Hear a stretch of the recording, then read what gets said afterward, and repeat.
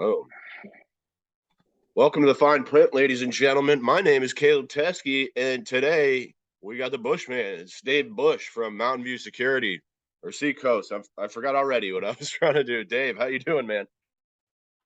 Good, Caleb. Thanks for having us today. Really appreciate it. Thanks for all the listeners today out there joining us on the fine print. Really excited to get this going. Yeah, man. This has been a long time coming here. I'm glad to finally have you're my first security guy. I wanted to give you the first crack at the whip here. Appreciate that. Absolutely appreciate that. Yeah, it's been great coming into a new market, meeting a bunch of people, becoming friends with some people in Vermont, and really over the last 8 months happened very quickly. So we're excited, and we've been following your work closely. If anyone hasn't checked out the Fine Print, please follow them on. Quick little plug for that. Please follow them on Instagram and YouTube. Subscribe to the channel. They have some amazing guests. There's some amazing guests, and it's something that we really believe in. The quality of the content that Caleb's bringing to the cannabis community. We've been on podcasts in Maine, and for whatever reason, they always seem to.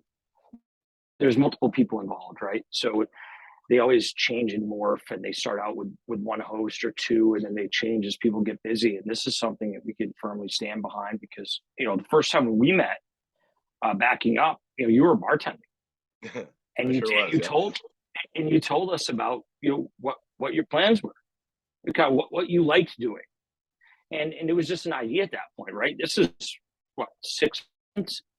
We're pretty far into it. Yeah, that was a while ago, huh? And now you're doing it on the ground. Yeah. So we're excited to be here, and it's been great. So, cool. Would you tell us your 5-minute life story, Dave? Absolutely, sure. Yeah, I'm born and raised from Maine, in a small town, Buckfield, Maine. Most of you have probably never heard it. You can Google it, the Buckfield Bucks. Shout out class of 2005. My dad's from Chicago. He was a mason his whole life, built Tula soapstone fireplaces. My mom's from Boston. I still haven't ever received a straight answer on how we ended up in my sister and I being raised in Buckfield. I don't know if I ever will, but it was great, man. Growing up in a small town, had about 60 kids in my graduating class.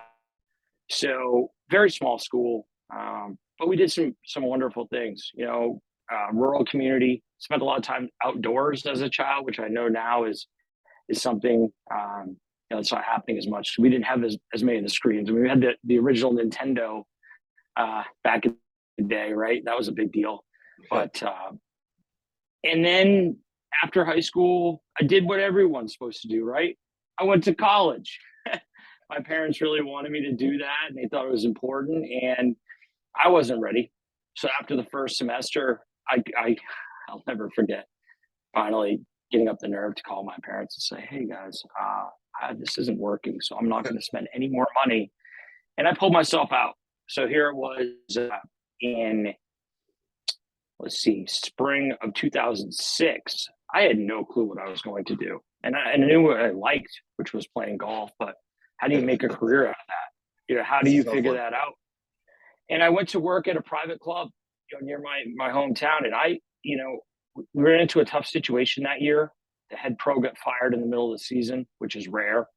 And I was the second assistant at the time. And we got called into Mike Williams' office, the general manager of Martindale at the time. And Mike just sat us down and said, "Look, it's a big spot for both of you. Dave, you're now the first assistant. Mark, you're now the head pro." And we ran it for the rest of the year, and it was great. After the season, I felt like I loved what I did that year at Martindale, and I wanted to expand my reach. I had taken a job at Tabasco Harbor Golf Resort off the coast of Maine, a small 9-hole track. And their whole thing was, come in for a couple of years, the head pro's leaving, you'll be able to take over, run this operation. And it was nice. I got looking around, and it was cool. But then the opportunity at the Samoset came up, and that's a big deal in Maine. We don't have a lot of top end golf courses. There's a handful you can count on one hand, but Samoset's one of them. It's a 4-diamond course on the coast of Maine, and I said, I don't have experience, but I'm going to apply for this job. Went up and interviewed and ended up working there for 6 years, that's where I met Dave Haynes, who founded Seacoast Security in 1976. And I would go out and play 9 holes with Dave and his wife Jean at the time, and just enjoy it with them out there playing golf. And I still had no clue where this journey was going to take me.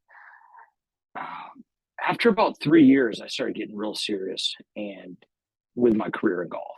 I worked my way up to being the pro shop supervisor there. And then I went back to school because I said, okay, here I am. I don't see myself as staying in the hospitality industry. You know how it is. Yeah. It's nights and weekends and holidays, right? The time you want to spend with your family and friends, typically. And I was graduating with a business degree. So the year prior to that, I let all the members know and the head pro, along with the general manager, that I'll come back for one more season. I'm not leaving you high and dry. I'll give you a year to find somebody. And I held my guns. And this was in, now we're fast forward to 2012. And there's no jobs out there. It's not like today where you can knock on someone's door, basically, right, in this job climate we're in now, and find gainful employment. It wasn't like that, man. I had friends of mine graduating from Arno with engineering degrees that were going to work for furniture companies. And that's what it was until they found a job in engineering. So probably one of the more interesting moments of my life is when I'm sitting there. It's the winter time now. I need to find a job. I know I'm not going back to the golf industry. And I just found this random Craigslist ad for a guy selling insurance. I didn't know what type of insurance or anything. And it was, so he's like, yeah, meet me in this hotel lobby at Portsmouth, New Hampshire, which was, should have been the first red flag, right? You don't have an office, it's a hotel lobby. But Yeah. For whatever reason, this guy had convinced me that selling funeral insurance would really be a good path for me moving forward. Door to door, talking to people about what happens when they die and how expensive it is, and Awesome. for you or your loved one. So I didn't have anything else. I didn't know it. I didn't know better at the time, and I agreed to take the job. And I just happened to post something on my Facebook account randomly. Just I'm taking this job, and one of the owners of Seacoast, Steve Haynes, actually reached out to me. And Steve and I used to play quite a bit of golf together. He said, "Congrats on the job. Really happy for you. I hope it works out.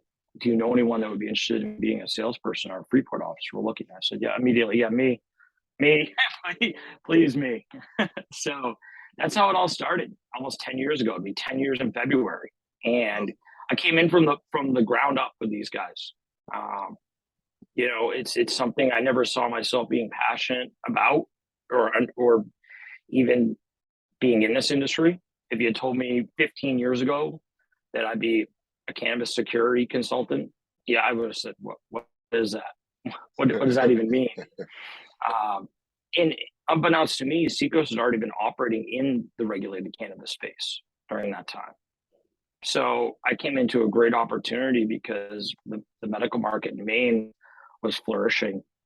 And then obviously the adult use market in Maine has rolled out as well. So it's been great. And it's started off as a salesperson, became the business development manager, and then moved to the sales director and the director of the cannabis division, which is really where I find my passion, as you know. Now, Dave, you're kind of all over the place, man. Everywhere I go, you're popping up. It seems like you're developing a lot of relationships in Vermont. It's important to me.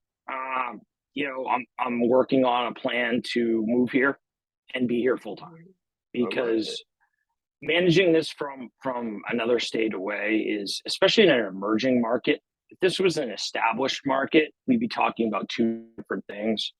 But having skilled professionals in the state that can help folks, great operators that maybe they don't know what they need for security, or they or expect certain things out of their security system and how it performs. And having these conversations, with people like Forbin's Finest, who's a client of ours, Nick and Angelo, amazing.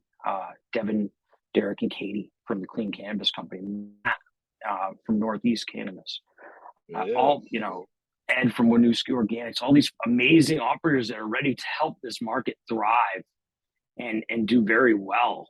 It's the community here is really, it's been impressive, I have to say.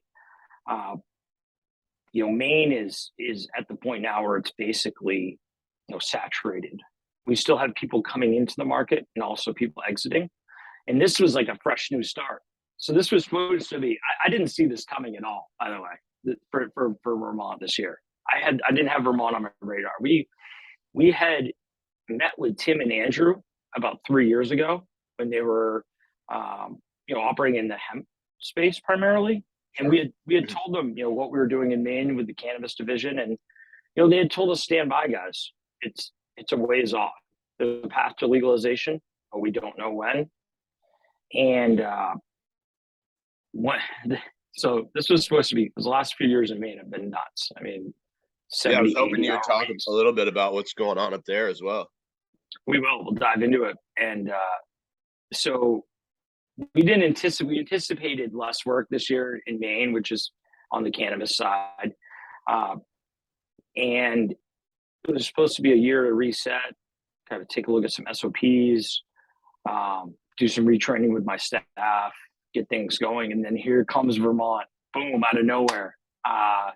Vermont's legalizing and we have an office here. So as you know, I've been making trips, 1 week, 10 days at a time, sometimes once a month, sometimes multiple times a month. We do have a office here in Montpelier. So we are a local company. We employ Vermonters.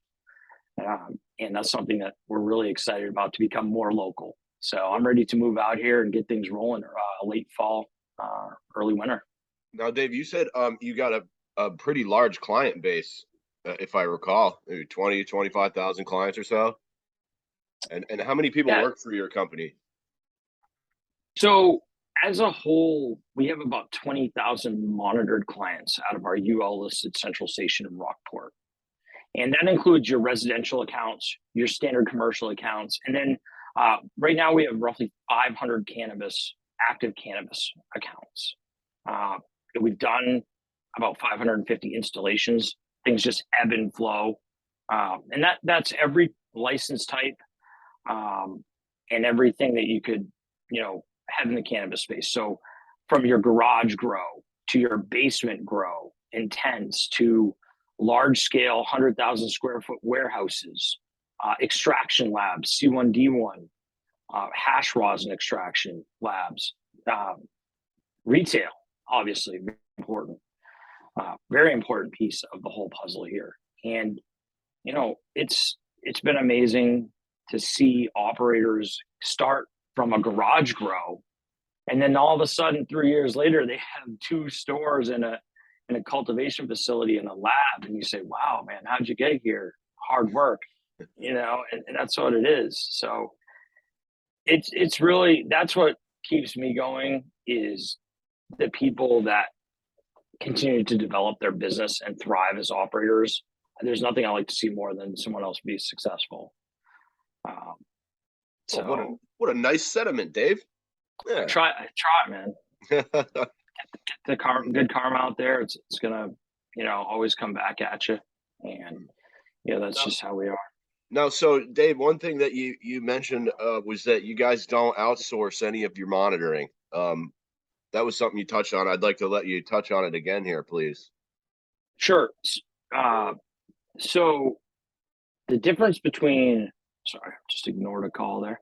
The difference between having your own central station and third partying your monitoring would mean that when you'd get a call that your alarm is either an alarm condition or a trouble condition, that's coming from the company that also provided you with the design, the installation, and the service.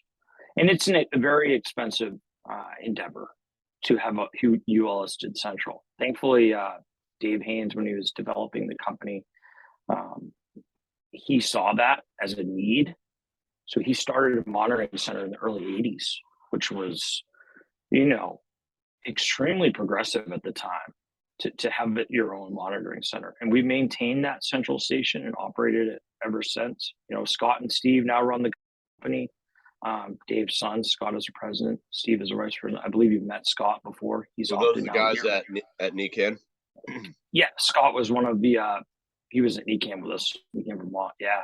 So it helps to streamline everything because you'll get a call, if you're in a third party situation, they can't help you with a service call. So now you have to you have to contact your service provider. That's what we try to avoid. It just helps streamline things, and also knowing where the monitoring call is coming from. So it's coming from Rockport, Maine. So it's Seacoast calling. And we know where your account is because we're Maine, New Hampshire, and Vermont. And we have 8 offices, 3 states. And so we know where Middleborough, Vermont is. We know where St. Albans is. We know where Powlett is. Or if we don't, we find out because I was just down there earlier this week. That was a bit of a drive. Yeah, that's way down there. That's right on the New York border. right in the bottom of the state on the New York border. And that's the great thing. I mean, anywhere from Powlett to the Kingdom, we're in. So when we go all in, the same thing with Maine, from Fort Kent to Kittery. And we have cannabis accounts and traditional accounts all through there. So we don't limit ourselves to one area or one region. We cover a lot of ground. I've put on about 15 hours of drive time in the last 2 days. So it's good. It's a good thing. Hey, it's good problems to have. I'm certainly not complaining. It's great. Let me ask you this, Dave. When you're installing a new system, what are you looking for? What are you trying to like cover all the blind spots, camera placement, things like that? Like what are you looking at when you walk into a place and sort of size it up to do an install? Sure. Yeah. Great question. So we don't offer any type of packages or anything. We're all custom design build. So we would certainly do the first thing you mentioned, which is come to the site and look at the facility, or look at the exterior grow, your outside grow, come look at that, and then put together something that works for each operator. So things we're looking at are how to prevent external diversion or theft or robbery, and then also ways to prevent internal diversion, which is a big issue in the cannabis industry, or can be. So those are 2 things right away. And then we're budget conscious as well. So we're talking to the operator about, okay, do you want to start with just I call it a compliance set or a compliance pack, which means, do you want something that should just be compliant and get you through licensing? It's not necessarily the best practices for cannabis security for your facility, but maybe the operator's bootstrapped. Maybe they're doing it themselves and not a lot of investment capital. And oftentimes they might not have thought, oh, shoot, I need a security budget. It's one of my first questions is, do you have a budget for security? And many times it's no. And it's not because they don't want security. And think about it. They just, HVAC and lighting and sheetrock and all those things burst, right? Typically because, their cultivators are thinking about ways to get their facility ready and open. Retailers are doing the same thing on their side. So when we come in, it's really tailored to each person and their needs, but also keeping in mind, we do have a best practices, action plan for all these facilities. So if they want to go to a higher level and have things like a license plate recognition camera, also known as LPR, they can. If they want to have badge access, so each employee can have a credential and not use a key. And then you can turn those fobs on and off, swipe in through a door. You can make it dual authentication. You can have a code and a fob. So you have to have both to get into that area. That would be great for a vault room, for example, True. Where you want to limit the access to certain employees during certain times.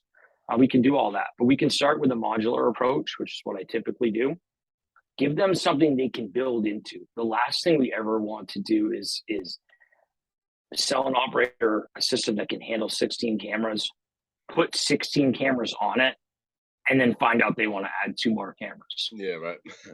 We want to get them into that 32 channel recorder right away and explain to them why it matters. You will have growth.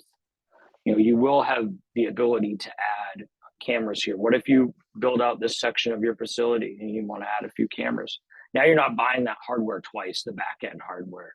So you want to think about future proofing your system as well. That's something we're huge on, and it pays dividends in the long run. Interesting. Now, let me ask you this. What happens? Can you sort of walk us through what happens when an alarm is triggered, or what the options are for the operator? Sure, absolutely. Yeah. So there's a few different options. As a commercial operator, you can set your system up to just have us call the police, not even call you.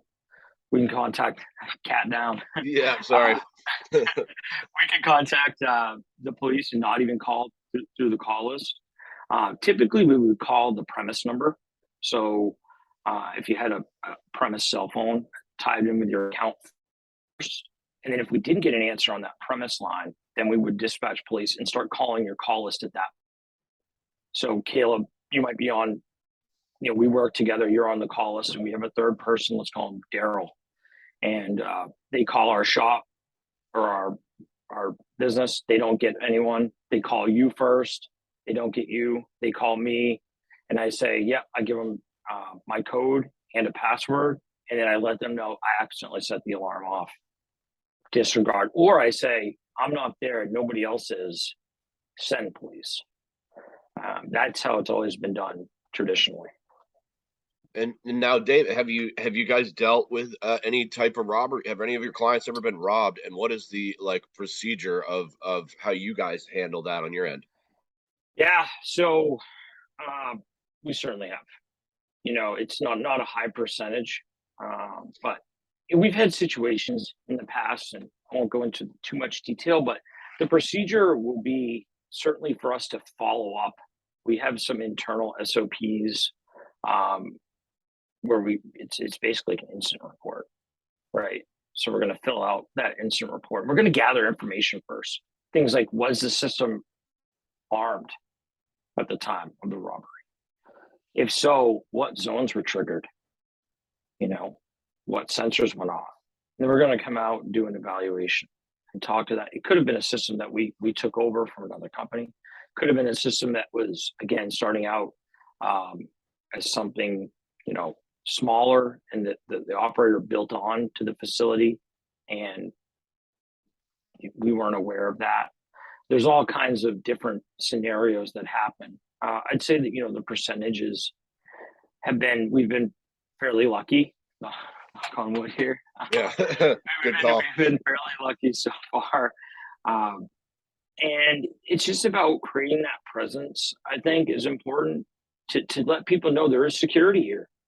And if you want to try to rob this place, you should probably go to the next one, because we've got a few surprises for you that I'm, again, not going to go into. I think some of your recent guests have shared a little bit about what we can and can't do. Yeah, well, I was hoping to ask you about the gun rights also. I know. Yeah. Would you mind touching on that a little bit? No, not at all. So I'm learning here that it's a lot like Maine, where people like their guns. And from a personal perspective, I'm not going to, really comment, but I can just, from a legal perspective, traditionally, cannabis as a controlled substance from a federal level and guns typically haven't meshed well, right? We've seen in the past where there's been a few instances, and I'm hearing, different things from different people here. So I'm hearing folks that are talking about starting transportation companies and utilizing, a closed loop system with a way that the security guards in the front won't have access to the product in the back, and they can be armed in the front. I'm hearing, people using armored cars. So I would just say, talk to whoever is your lawyer or your legal counsel about this issue prior to bringing a handgun into or a handgun or a firearm to your facility, just to get their take on it. I'm not a lawyer. I don't pretend to be. It's one of those complicated questions. And hopefully with federal legalization, maybe pending around the corner, maybe between in the next 5 to 10 years. Fucking cat. Hopefully they'll settle that out. That's one of the big things I'd like to see figured out with any type of federal legalization bill. I think that having that issue, the gun issue, with the cannabis issue come together, maybe even in the same bill. I don't know how that would work, but not a lobbyist, not a politician. Me either, buddy. It's complex and complicated. I know in Maine, it's a no-go for a caregiver to have a firearm in their facility, as well as an adult use operator to have a firearm on them. You can hire guards, which I understand can be cost prohibitive. And can the guards carry firearms? I believe they can. A special license. I've seen them in Colorado, and they've been armed. I mean, straight up armed. I mean, it's like, okay, I get the message here. Almost an uncomfortable standpoint where it's like, all right, yes, next in line, next. So that's one thing. I've been fortunate enough to go to, my sister lives in Cali, so I've been to dispensaries all the way from San Diego area up to San Fran. Been out to Denver a few times, which is great. Dispensaries in Mass, Maine, obviously. And you're here soon. October 1st, right? That's the word on the street. Yeah, they just opened up the licensing yesterday. I think they issued 20 retail licenses, so they opened that up a month early, actually. Yeah. Our phone was ringing off the hook yesterday and today with some people that are ready to roll, and it's exciting. And I'm pumped. I am so stoked to go and check out what these operators are doing and go into some of these shops and interact with people. And that's really the part of it that we love, is being involved in the community. And that's something I'll do now in Maine when I'm driving home after a long day or whatever. If I have a store owner that I know we've secured their facility and I haven't been around, in a while, I'll stop in and just see how they're doing, check on them. How are things going? How's the family? How's business? What are you seeing out there? Tell me what you're seeing. Because I just talked to, someone else who's seeing something different, and checking in with people is important. Just checking on people, seeing how it's going, and that builds relationships. I mean, when we started really getting into cannabis, we'd go to meetings and there'd be, maybe sometimes 4 or 5 people there. It's big events. They were small little grassroots, for lack of a better term, events. And it's really word of mouth business. Once you get involved in the community at that point, your actions should speak louder than words. And it's a referral based business. So it's just like cannabis, right? Growers talk, retailers talk with each other. Hey, we purchased, Silver Haze from company XY. It did really well on our shelves. If you never get any, we highly recommend you do, or vice versa. So that's our mindset as well. Well, if you meet any cool retailers out there, tell them I want to come do interviews at their stores. Absolutely, let's line it up. That'd be dope. I wanted to ask you this, Dave, too. I had this note on here about so in the case, I wanted to back up to the robbery thing a little bit. Under what circumstances are you sort of compelled to provide information to law enforcement? How does that interaction go? We wouldn't be unless it was subpoenaed. Yeah. So like a murder or something, like. Yeah. If there's ever an investigation that involves a local, state, or federal agency, they would have to the information directly. We work for the client, so it'd be the same way if somebody asked you for information about your home. Not you, because you've got your sources as a journalist, that you're protected, right? And so are we. We're working for the client. So when we're on an inspection with the Office of Cannabis Policy, and one of our clients, we're there representing the client. And for an interface with the Office of Cannabis Policy to explain to them why we put a camera here. Or maybe they're saying, you know what, guys, this is close, but we really can't see this final tray that's being pulled out from underneath the cabinet clearly. So you need to either add another camera or adjust the view. In Maine, it took 50 cultivation inspections for one to pass a security inspection on the first try. That's 5-0. And we luckily were number 50. And believe me, there were many before that we didn't pass. We didn't do all 50 of them, but it was a rigorous process because the rules were so clear and detailed in what they wanted. Full coverage in the flower rooms. And there's specific ways that we can achieve that full coverage, but every single flower room is different. Every facility is different. Even when you try to mimic a facility that you've already done, you've built a facility and you want to build the exact same one. I've never seen two exactly alike. Never seen it. So we have to look for, some rooms will have big Quest units right in the room. That's going to block a camera. Some rooms have rooftop mounted HVAC. Now we need to start thinking about securing the roof. We're going to have people up there working on service calls on this equipment. We want to keep them safe. We want to make sure no one's up there damaging your HVAC. We want to protect those mini splits on the side of the building. There's so many factors that go into this. My favorite thing to do is go on inspections, though. That's my number one out of anything that I do. Having a licensed operator and just seeing a smile on their face, because in Maine, the last thing that you can do before your actual, it's a 3-step process in Maine for adult use licensing. So it's conditional approval from the state, local authorization from the town, and then your final approval from the state. And in the final approval, the last item is a security inspection. So oftentimes the state will give between 48 and 72 hours in advance notice of when they're coming out to do the inspection. And we'll try to get somebody there, whether it's myself or one of our cannabis field security specialists who I've trained, or one of our technicians. We'll try to have representation there, especially for the larger inspections, so we can make changes in real time. Because once that security inspection is done, everything else moves quickly.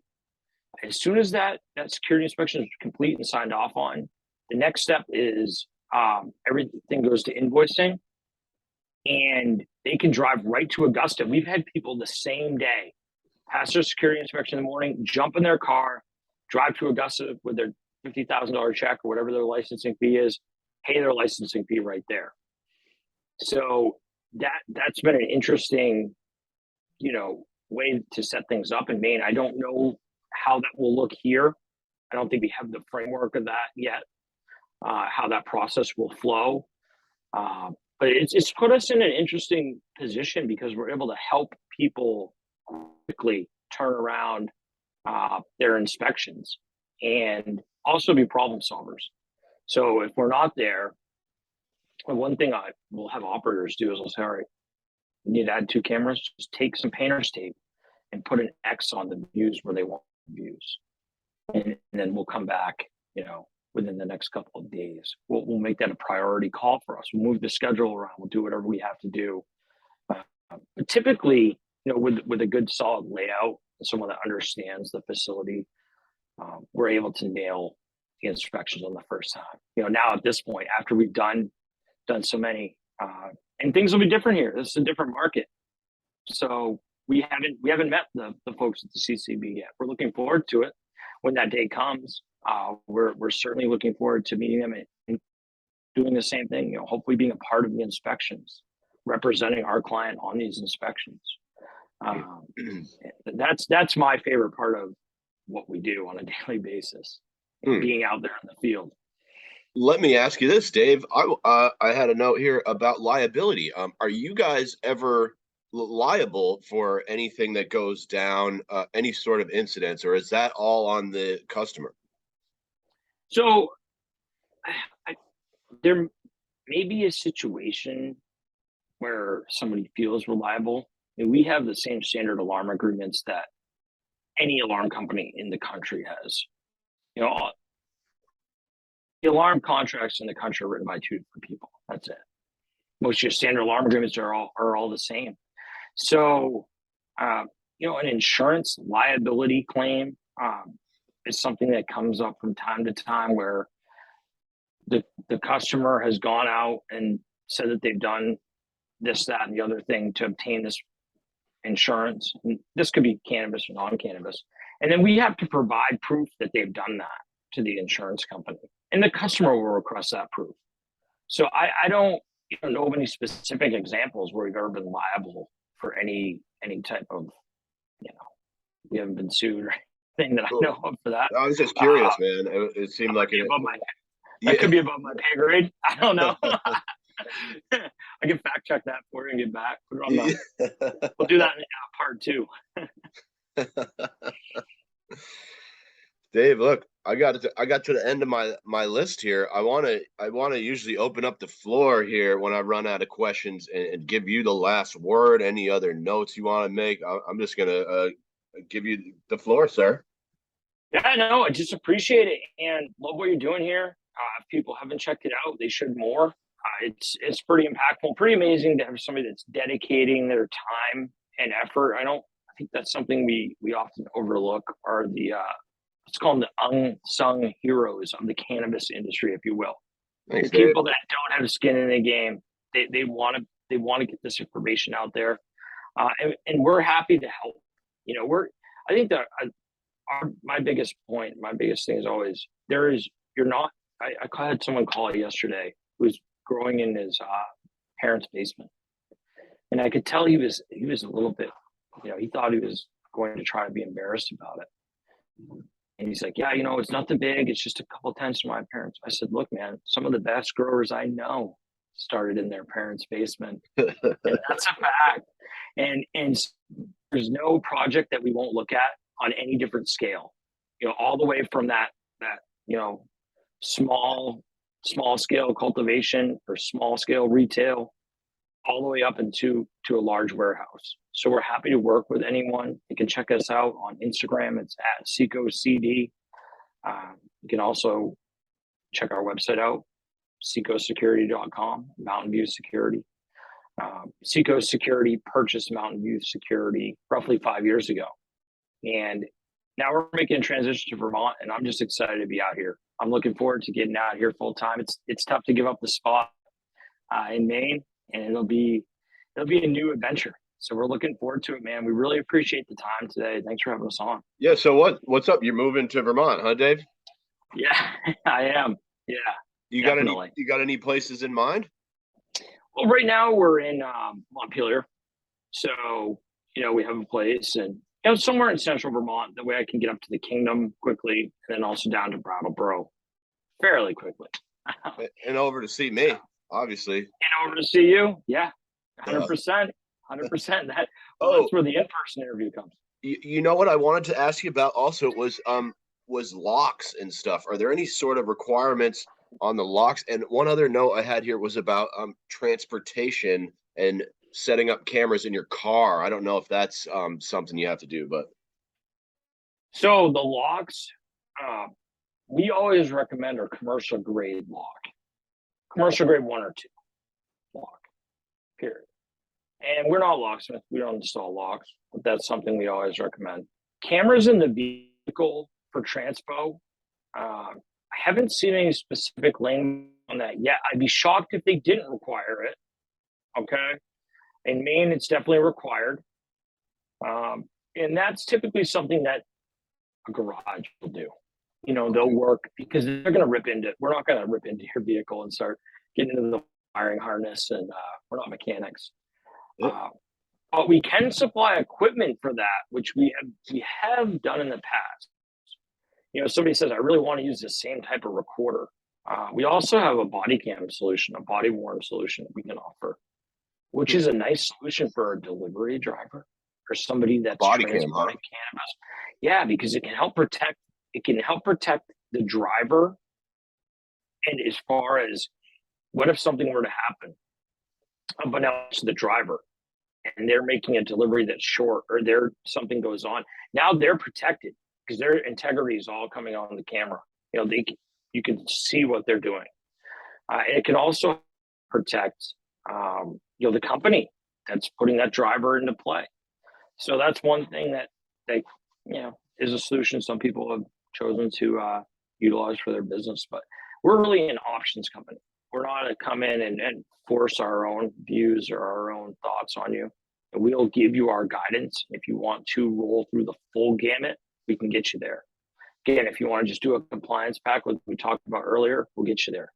And if it's something where we need to work in a modular approach due to budget constraints or due to build out constraints, sometimes you're only building out, one flower room, one bedroom to start. And then I've seen a lot of that. Yeah. Like just waiting for the time to get those other two going or whatever, Yes, sir. No, it's a beautiful thing. That's what I love is, seeing people expand.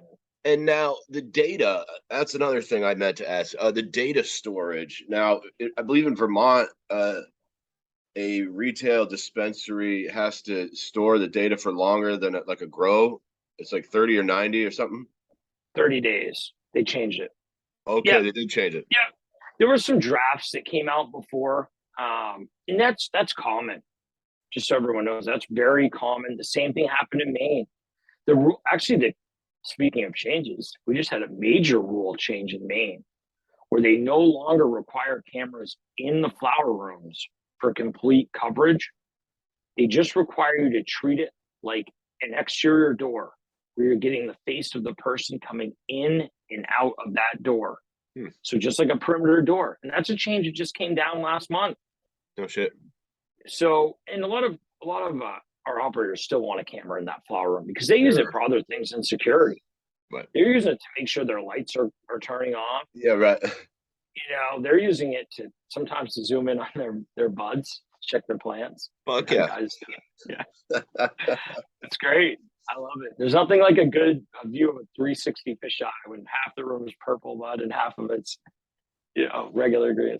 Wow. This is beautiful. Do people just send you dope pictures of their flower rooms?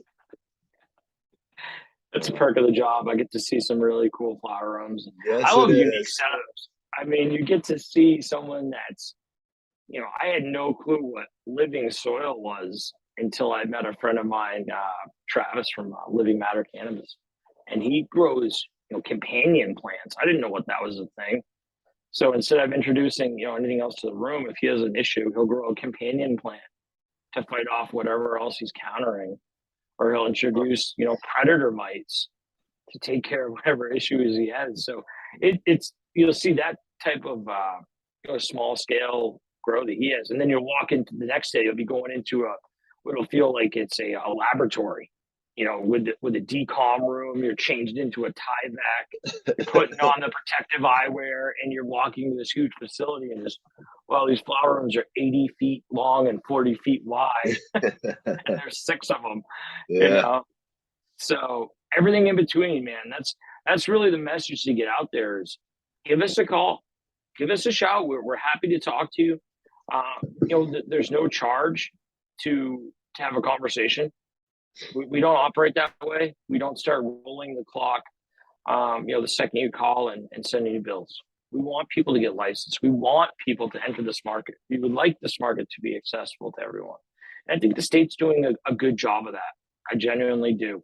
I think they were, the state, much like in Maine, where the Office of Marijuana Policy was tasked with the same thing as the CCB, and the Office of Marijuana Policy, now the Office of Cannabis Policy, was a small group, much like the CCB. So it's awesome to see the parallels and similarities. And I don't know if they've talked with one another much. I'd be interested to hear that. That would be one of my questions for the chair, Mr. Pepper. Sure, that's a great question, Dave. Just out of sheer curiosity, but I know I know some of the consultants were from Massachusetts and Colorado and New Jersey, but I don't know about Maine. That is a good question. Yeah, well, I'm sure you can get the answers to that. I hope so. On your upcoming videos. That seems like an easy one to get. Yeah.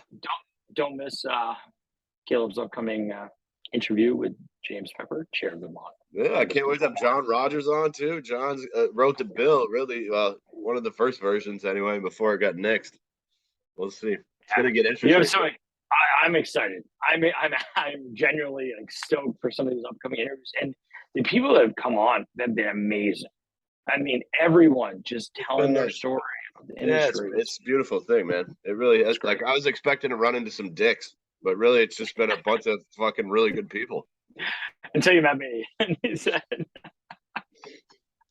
All right, Dave. Well, that seems like a great note to leave it on. You got any final notes here, man? I'm gonna give you the last "No, word, and then we're gonna get out of here. no, this has been great, man. I really appreciate it, genuinely. And sorry we weren't able to make it happen earlier. Glad we did it this morning. You're a busy Um, man, sir. this is great, and I look forward to talking with you soon. And thank you again, everyone, taking the time to listen today. Feel free to get a hold of us, Mountain View Security, Seacoast Security. Contact our cannabis division now, and we'll help you out. And I'm still gonna let you buy me lunch at some point. That's a done deal. Fuck yeah. All right, Dave Busch, Seacoast Security. This has been fantastic, Dave. Thank you so much for your time. It's gonna take me a few days to get this up because I'm like 3 interviews behind, but I appreciate you sitting down with us, and good luck with everything you guys are working on. Thanks, Kel. Appreciate it. We'll talk to you soon. All right, peace, man.